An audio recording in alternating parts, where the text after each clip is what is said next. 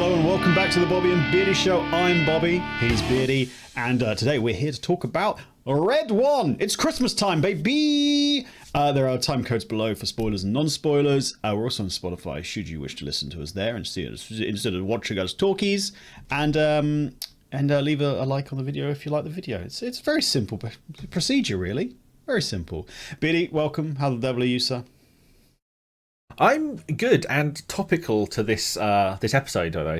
So I kind of work in electronic training, you know this, but obviously it's partially to fund retail.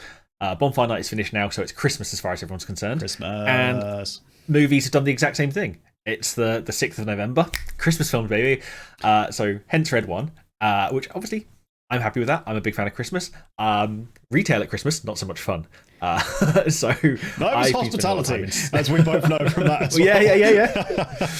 Yeah. It's weird. The UK's been getting films early. You mentioned the 6th of November there for Red One. The US aren't getting this film until the 15th, and it was a very similar It's time Heretic. For Heretic. Yeah, I don't know what's going on. Yeah. Why we're suddenly the preferred market, but. Oh, we should be, baby. Oh, why am I calling you baby so much? That's okay, baby. Don't you mind, baby. Don't you about it. I'm good. How are you? Yeah, not too bad. Thank you. Yeah, it's a busy couple of weeks for cinema. I've got loads coming out. I've got Paddington, Gladiator. I saw Piece by Piece. There's a 1-minute movie review I did on the channel now. Have a look. Watch that. It's very good. I'm going to start doing those occasionally. I'm going to try and get Beardy to do a few as well. Just quick snippets. Especially for films I don't see. It's the best way. Yeah, I could do. And I'm not necessarily saying spooky, but I'm just saying sometimes you watch a film I don't watch. Good films, yeah. Yeah, exactly. Let's talk about Red One. Here's the rundown. Red One is a Christmas action adventure comedy buddy odd couple kind of film, I'd say. Directed by Jake Kasdan, written by Chris Morgan from an original story by Hiram Garcia. The film stars Dwayne The Rock Johnson, Chris Evans, Lucy Liu, Kieran Shipka, Bonnie Hunt, Nick Kroll, Christopher Highview. I said that wrong. Sorry, apologies. I tried my best. Wesley Kimmel and J.K. Simmons as Santa Claus. Runtime's 2 hours and 3 minutes, which I do think is slightly too long, but also it didn't feel too long at the same time. Agreed. You know what I mean? Budget 250 million. That's a lot of money. Allegedly, Johnson was on an average of 7 to 8 hours late into filming, missed several days of shooting. These delays reportedly increased the budget by 50 million. So it was originally going to be 200 million. And of that 200 million, 50 million was just to Dwayne Johnson anyway, as his paycheck, which is silly money. Silly money. So that's all been disputed, by the way. He got 50 million and made it go up by 50 million by being late. Yes. So he cost 100 million in a way, but only got 50 of it, which is just silly. Red One was originally scheduled to be released on Prime Video last Christmas in 2023, but it was delayed due to the actors' strikes. Well, that was given as the reason. It's been released now, obviously, and that's why we're talking about it. But it's also been given a worldwide theatrical release, which is good. I think more movies in the cinema is good.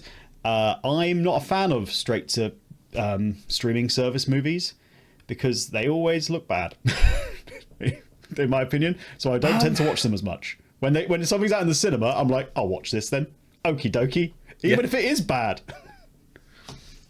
I do think that the streaming service ones don't tend to always have the same quality. There have been some decent ones, but they're never the same as the cinematic releases. Yes. They're just not. It doesn't have the same level to it.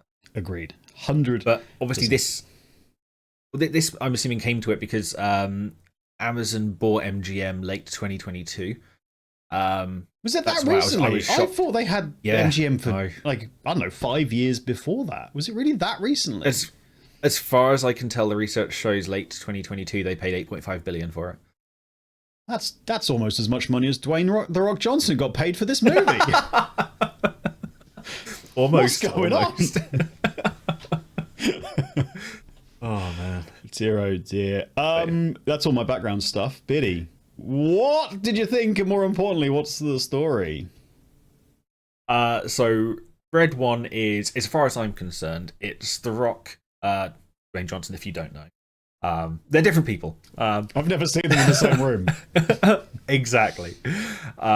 It's basically, as far honestly, so before I go into the actual story, I think this is a film where he's done years of Fast and the Furious and I'm the big tough guy, and he misses his days of the Tooth Fairy and Game Plan.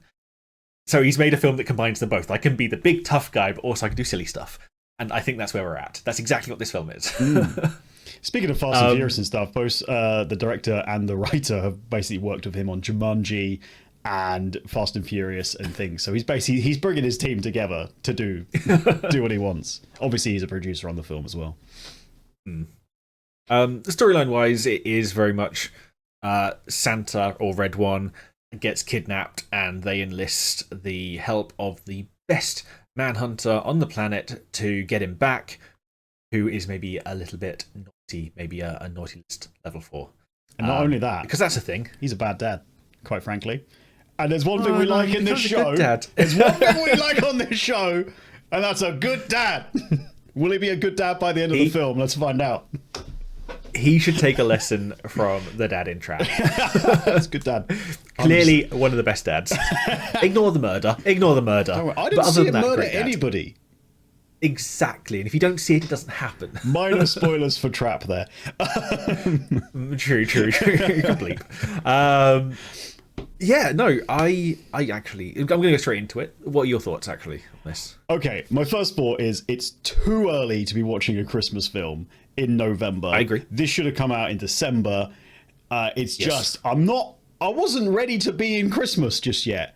That said, by the time I left the movie, I was feeling pretty damn Christmassy. I really enjoyed this film. I will just say, a lot of people seem to have turned against The Rock recently, or more people have complained about him. He's always playing, The Rock in every movie. Yeah. And it seemed to really crescendo at when Black Adam came out and he tried to take over the dying DC universe, only for it to plummet like a stone in what isn't that bad of a movie. Come on, you should have at least said plummet like a rock. Come on. Yeah, you're right. You're right. Damn. Since then, people seem to have been against him a little bit. But I'm always one of those people who, I quite enjoy The Rock's movies. They're never the best movies, but they're always very easy to watch entertainment. And this is, I wouldn't say this is a return to form, because I don't think he's been off form. If you go into the movie expecting a Dwayne The Rock Johnson movie, which this is just set at Christmas, I had a bloody great time. So I'm fully in agreement with you. I very much enjoyed it. It did get me more in the Christmas spirit. I will want to say to the watchers / listeners, I have multiple messages from Bobby saying, The Rock is back, baby. So my next note is, who cares about all of that? Because The Rock is back, baby. So he didn't have to come back, but he did, and he's done great. Honestly, yeah, it's very fun. It plays to his strengths. Chris Evans was a great cast for his role, because he's done a similar thing back when he was sort of newer in things like What's My Number, or more rom-com-y stuff. But the bad guy that you kind of have to like. He's a bit silly. I honestly think lovable. Yeah, he gets to do a little bit of his Captain America fight at the beginning.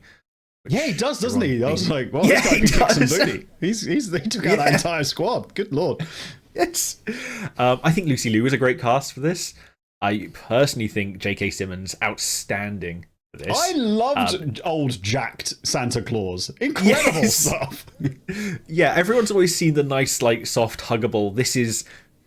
Well, they even mentioned, on Christmas Day, he's surprisingly athletic, doing all the stuff himself, which we see at the end. He burns 430 million calories that night, apparently.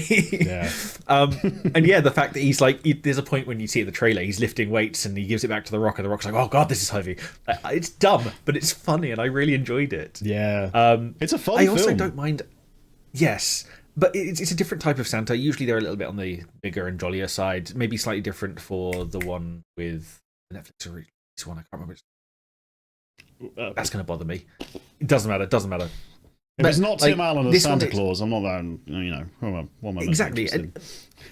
But the thing is, J.K. Simmons is tried and tested. In 2019, he played Santa in, I think, Oz, which is another Christmas movie. I did not know that. Wait, he's typecast himself as Santa. I didn't realise. But yeah, it was all really good. I've got no issues with the casting. I've got no issues with even costuming. So obviously, I took Tegan to see this, who's got a background in costuming. All really quite nicely. Like even Red One's suit is a bit worn. He's had it for centuries. It looks like it's been well worn in. Whereas a lot of these people just go, "Oh, it's Santa, so it has to be brand new every." No, it looks like he's done work in it. And Rock's little tearaway leather suit when he goes to the beach. He's got just the sleeveless version. It's so funny. He's just wearing the same thing, but now it's sleeveless and it's open. Oh, so good. Yeah. Anyway, yeah. Yeah, I think this is a lot of fun. There's a lot of good jokes that land. It's entertaining throughout. Johnson and Evans have great chemistry. I would say early on, a lot of the comedy, especially from Chris Evans' character, is essentially him being told something and then saying it back in a slightly disbelieving tone. Santa Claus was kidnapped. Are you saying Santa Claus was kidnapped? Yes, they are.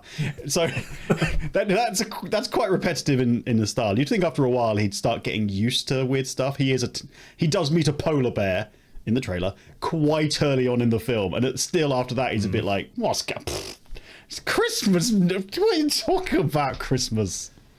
So, yeah, I think I'm going to go back on myself on this. I think one of the previous reviews we've done, I said that in a year where there's quite a lot of saturation for the Odd Couple sort of comedy pairing, we need to see less of it. This does it quite well. I retract what I said about a previous film, and you know what? If it's done right, do it. Please do it right. Yeah, I think The Rock has a very good record, actually, for odd couple comedy. Yeah, he's probably always playing the same kind of guy in that, but he does it well with various people around him. He's done it well with Evans, Statham, Ryan Reynolds, Kevin Hart a good few times. And I think The Rock is genuinely dependable. I don't think he's worth 50 million for this film, but I think he brings a level of quality that might not be the top of the range, but I think his movies are dependable as long as you like that sort of thing. And I do. I would probably like, he's doing a different film. He's doing an A24 film about a UFC fighter, which is going to be completely different to anything he's done before. And I'll watch it, obviously, to see what it's like. But he's done so much of the same thing, and I'm quite happy to keep going, yeah, I'll have another round of The Rock being The Rock. I'm fine with it. On what you said, obviously A24 have had a banner year. I've said this many times, so I'll watch whatever they throw out anyway. And like you say, I do think The Rock, he doesn't make bad movies. Like, they're maybe not top tier. They're not going to be going down in like the annals of history of these are the best films ever made. But you know what? I can sit down, I can watch them. I smile as I'm watching them, and I leave happy. And if that's not what you want to do. You got to remember, a couple of years ago, he was like Hollywood's top paying actor, like two years in a row or something. Like, people were going to watch his movies, and they were making good money. So, you know, some part of the internet's turned against him, but not this guy. Not this guy. He's back, baby. He's back, baby. You know who else is back? Krampus. I'm a big fan of Krampus in this film. I think he looks fantastic. Christopher Hayu does an excellent job under all that costume and makeup. He's a very fun character. I don't want to play Krampus Slap or whatever it's called to him. But yeah, and he's fun. He's good. Torgy would love him in the way we don't want to talk about. Yeah. I actually thought that partway through, I'm not going to lie. I sent her a message today. So this film does actually a really good job with prosthetics. Obviously, there is some some sort of... you're doing it. Everything's AI now. I know. I hate it. I even complained to you about it. I hate it. No, there's some visual effects on this, but a lot of it is like physical effects, like actual like costuming and makeup, and it's done really, really well. The entire Krampus section I really enjoy as well. I like when you throw in historical versions of winter festivals, obviously things like Saturnalia. They even talk about Krampusnacht, which I don't know why they make a big thing about being the wrong day. Krampusnacht is the 5th of December. It's the 23rd. Why are they talking about it? It's happened. But whatever. Every day is Krampusnacht, he said. He specified. He did say that. I forgot. I'm sorry. But even like the other villain, can we talk about who the other villain is just by saying a name? Is that okay in non-spoilers? I think the villain is best to be talked about in spoilers. Okay. Personally. But they come from Icelandic lore, which I quite like. Yeah, throw in other things. It's not all just Christmas. There's other winter festivals. Talk about them, and I quite liked that. Agreed. I love the fact that they've got a mythology in this universe that really... honestly, they could do sequels in this. They've 100%. They've laid this up. Like the Headless Horseman makes a very brief appearance, and it's implied that there's a lot of other mythical characters from history and folklore and all those things just floating around, and I like all of that. I think they do a really good job fleshing out the world, and I love how they explain how Santa delivers presents and all of the just the logistical nightmare that's behind it. He's got this isn't spoilers. This is just logistical talk. Join me in Bobby's logistical talk corner, everyone. Like, he's got his sleigh. And then he's got like a support ship that kind of brings more presents to him, so he can keep going. It's good. Also, the reindeer are supported by the sleigh seems to have warp drive, which I very much enjoyed. Yes. Which he has to shout. I could not get the word for me. I tried listening so hard to what the word he has to shout. Yeah. But the fact that happens, absolutely love that. But yeah, this world, like you say, is massively fleshed out. There is options for follow-on, or even a prequel, because they got this whole thing of like where it all started. So it could be Red 1, Year 1. Red -1. See how things... Yeah. But even stuff like the little jokes where they needed someone, I think it's either their tech support or data security, and it's some trolls. So there's just trolls on the internet. Yeah. I loved that. It was dumb, but it was good. Yeah. No, I liked it. Honestly, this film is a thumbs up from me. It hasn't reviewed well online so far. But sad. Like, what are you expecting? Like, Oscar-winning stuff from a silly Christmas film where Santa gets kidnapped and The Rock goes to save him? Like, come on, people. It's just a fun, good time. There's very few good Christmas films that aren't fun. If they take themselves too seriously, they tend to crash. I think the closest to it is Miracle on 39th Street, 34th Street? A street in the 30s. Who knows? That one is trying to be serious, and it has a bit of fun in it. It's good. But like my favourite Christmas film, which obviously Red 1 is now a contender, but also Violent Night is... We're going to watch that soon to review as well. Which, I will watch it anytime you ask me to. It's so silly. It's... Yeah, Christmas films need to be silly, otherwise they're not going to work. Yeah. And I'm 100% going to watch this next Christmas. Guaranteed. Yeah. It's going to be... well, to be fair, I actually only really rewatch one Christmas film every year. So it'll be Red 1 and The Muppets Christmas Carol. A banger of a film, absolutely. And so I've got two now. Are you ready to go into spoilers so we can talk about villains and just a few other things? It's a big time Bobby Christmas thumbs up for me. Oh, I should have got a little Santa hat with Christmas thumbs up. My Santa hat's in the other room. I should have worn it this entire time. But the little one for your thumb. I think I have a little one. I think you gave me a bottle of Maker's Mark once with a jumper and a hat on. I think I did. I think it's in that drawer because I couldn't throw it out. Oh, yeah, dear. Great film, thumbs up. Go watch it. Even though it's too early, get yourself in the Christmas spirit now. It should be in cinemas for a little while. It's going to at least be until the end of November. So but don't wait.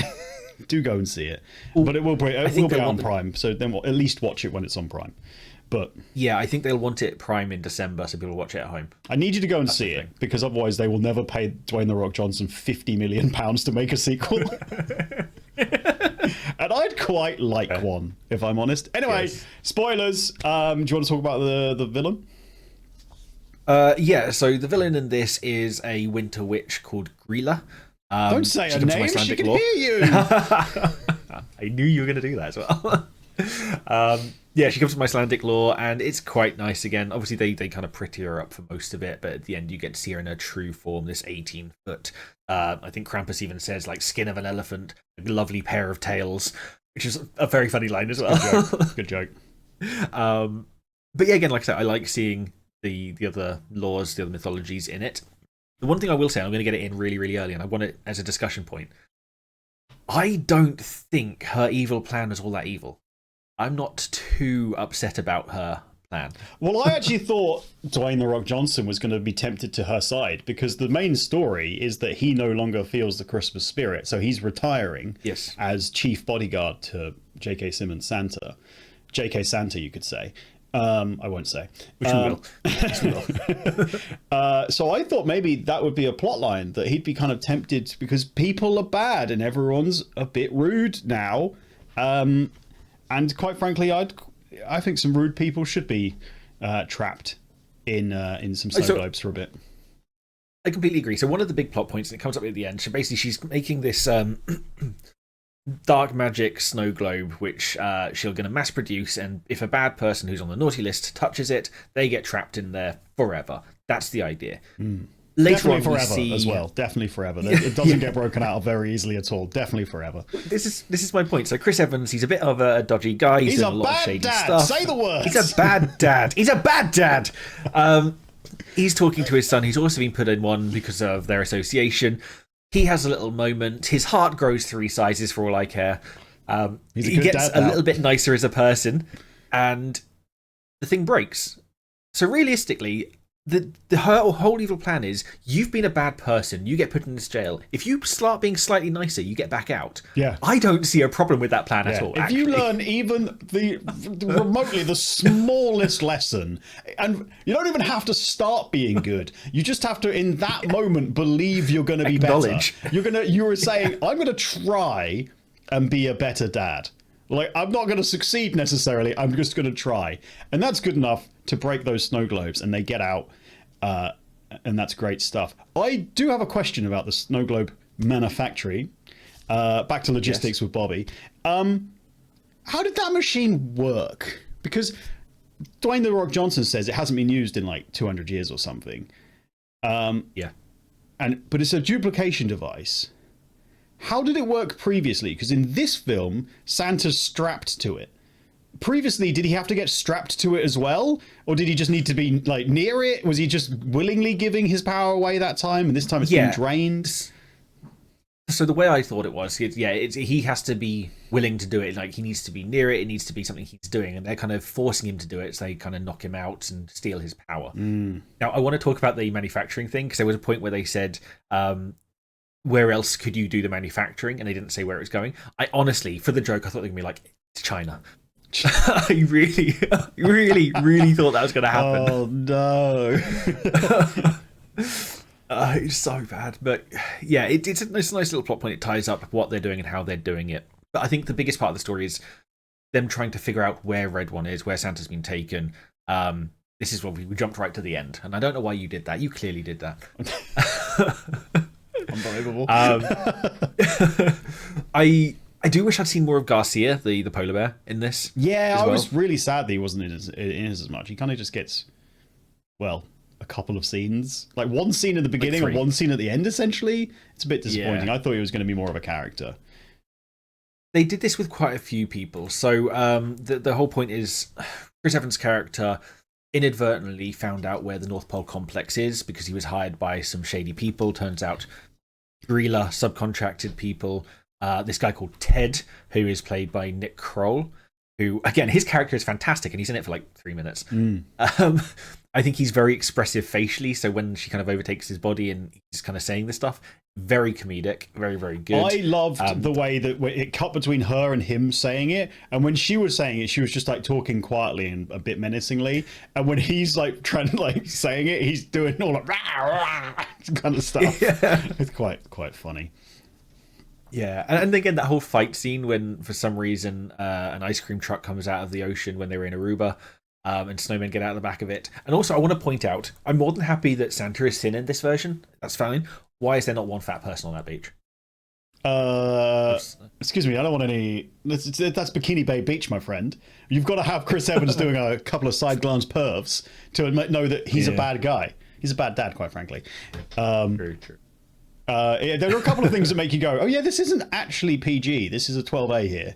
and it's PG-13. Yes. There's quite a few little swear words that sneak in occasionally. Nothing major. Yes. And yeah, there's some bikini babes who are going to get some. Did they get boba tea? Is there a post-credit scene where they get some boba tea? For God's sake, I need to know what happened to those bikini There babes. isn't.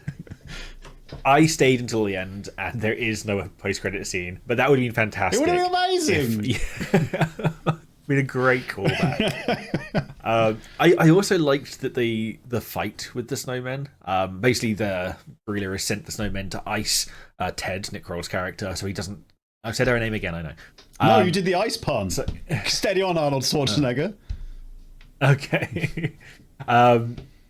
You've thrown me here. And yeah, so he's running away. To ice Nick Kroll's character. It was a good pun. No, it's not a pun. That's what they said in the film. That's what they called it. Still a good pun. Take credit. Okay, fine. And yeah, part of it, they find out that the way to kill the scary snowmen that are unkillable is just pull the carrot out of their nose. Yeah.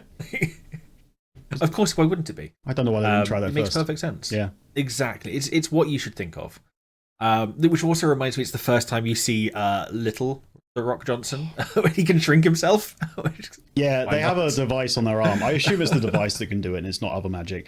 Because Santa does it later as well. To fit down chimneys. It's all logistics. Yeah, he shrinks a couple of times, and you see Little Rock running around and then getting bigger. He has his own little Ant-Man sequence, essentially, but not quite as basically, small. Yes. But it is quite he wants to be in the MCU so bad. He does. He just wants to he wants to be in it. But yeah, it's funny. It's good stuff. And then obviously, bad dad Chris Evans does become good dad Chris Evans, and they get to ride on Santa's sleigh. And what I don't know if we're ever going to get dropped off. It sounded like, no, I'll drop you off, kids, and then they just end up watching Santa deliver billions of presents. They're trapped. But it is a nice end scene. So this is after the big fight with Krampus, who is Santa's brother, by the way, comes and helps. Also, we need to talk about the whole Krampus section, which kind of highlighted a little bit, but we'll go back to it. Anyway, The Rock's character, who has been very disenfranchised with Christmas and he can't see the magic anymore, he looks around and sees bad dad turned good dad talking to his son, who looks like himself when he was a kid. And he's like, I can see it again. I retract my resignation. And yeah, it's nice. It's cute. And Santa's like, you can see it again, can you? And he's like, yeah, I lost it for a bit. Does Santa see all adults as children? What's going on here? Does he just see kids everywhere? That's a fair point. What's happening here? Because I've got questions I've got questions. Does he need to be on a list? Is that how he's seeing Mrs. Santa Claus? What's going on here? I'm not happy about this all of a sudden. Maybe it's just humans, because he doesn't see The Rock. Because it gets mentioned The Rock isn't human. Because I do like that scene where it's like, what, you're not human? Do I look human? It's pretty funny. I mean, kind of, Dwayne. You do. You're just big. You're just big. He's a big man. dude. And let's talk about the Krampus section really quickly and then wrap up, because we are going a bit long. The Krampus section, they go to visit Krampus to see if he knows anything about where old Saint Nick has been taken. And it's a fun sequence. He's having an all-night bender. He's playing... Krampus slap. I don't know if that's Krampus schlap. Schlap. Okay. Schlap. Which, if you've ever seen online, just slap, like the slapping world championships, where two guys just stand, like holding a podium in the middle and just go wha-bam against each other's head. It's that, but it's either to knockout or to the death. Yeah. With a demigod. With a demigod. The Rock ends up getting involved, obviously, thanks to Chris Evans. Quick thinking. He had a plan. And obviously The Rock is the only one who can even slightly, pardon the tongue, rock Krampus a little bit. Krampus his head moves a bit, having not moved at all from any of the other slaps he's received.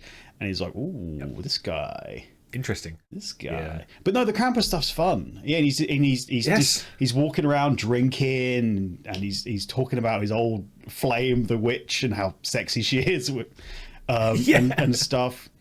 And it's just fun. Basically, the movie visits a couple of things and then goes back to the North Pole. But the Krampus stuff is a highlight for sure. Oh, absolutely. And the thing is, they make every part of it really funny. Like, because they've got this little thing that can grow things and shrink things, they get a toy car, make it a real car. So when they're getting into the Krampus world, there's some hellhounds. So he gets a little chicken, makes it big, it turns into a real chicken. He says, Eileen, distract them. Oh, no, Ellen. and this chicken just goes. Oh, it's a funny part. It sprints around for it cuts to the outside a few times, and it's still going, and these hellhounds are like. But every time they do it, like when the snow globes are first being sent out, they send one to Jack O'Malley, and it's creepy. It's on this self-playing piano in the middle of the road, and even that section is funny, and the interaction between The Rock and Chris Evans is good.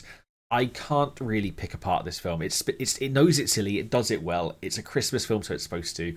You have a nice message there, a good to bad arc, this odd couple dynamic, and J.K. Simmons is a great actor, and I like him as Santa. That's all I have. 100%. Let's leave it there. Thank you so much for watching and listening to this review of Red One. Leave a like or consider subscribing if you want to. Again, we are on Spotify, and we will see you next time, where we might be taking a little trip to Peru. Thanks so much. Have a good one. Bye. Bye-bye.